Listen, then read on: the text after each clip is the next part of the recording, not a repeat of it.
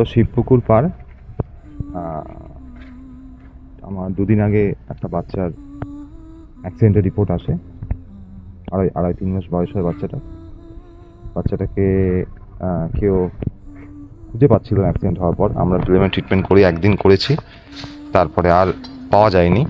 কোনো সদয় ব্যক্তি এই জায়গাটা রেখেছিল চট পেটে, তারপরে ওই আম গাছের নিচে রেখে চলে গেছে।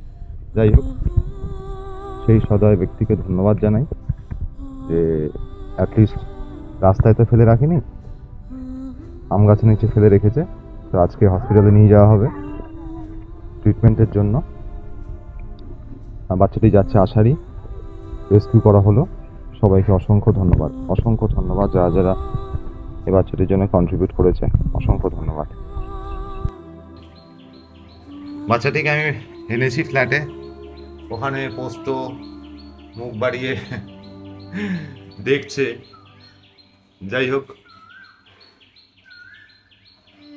ও বুঝতে পারছে কিছু একটা হচ্ছে। বাচ্চাটির 3 দিন ধরে খাওয়া নেই, খেতে পাচ্ছে না। দেখুন, ফ্লোরাগেট ডি ওআরএস আমি দিচ্ছি, বাচ্চাটার কি অবস্থা দেখুন, কীভাবে জল টানছে, ফ্লুইডস টানছে দেখুন। চিন্তা নেই বাবা, আজকেই ভর্তি হবি। তো আমি ফ্ল্যাটে নিয়ে এসেছি ওকে, আমার গাড়িতেই যাবে, ও আশারিতে যাবে। ওর পেছনের পোর্শনে ইনজুরি আছে, ভালো করে বোঝা যাচ্ছে।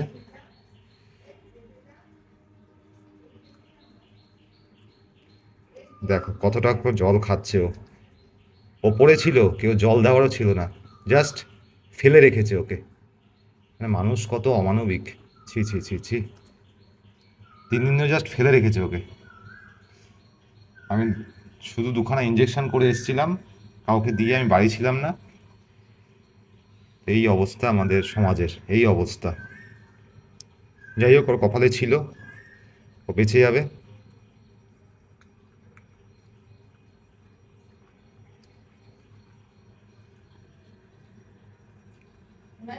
বাঁচতে হবে বাবা, বাঁচতে হবে। এটা ছেলে। ওকে আমি বারবার শুয়ে থাকতো, মাঝখানে আমি ওকে নিয়ে যেতাম পাশে। সেই অ্যাক্সিডেন্টটাই করলি।